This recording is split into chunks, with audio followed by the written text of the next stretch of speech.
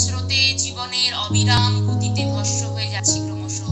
তবে রক্তিম সূর্য নিয়ে আছে আলোর আশা, খুশির ভাষা, উড়ে এসে জুড়ে বসে আমার মনে। অস্পষ্ট অদৃশ্য দিগন্তে কিছু একটা তাকে রয়েছি, গন্তব্যে পৌঁছানোর তাগিদা। পথে হেঁটে হেঁটে অবাক হয়েছি, আকাশের দিকে চেয়ে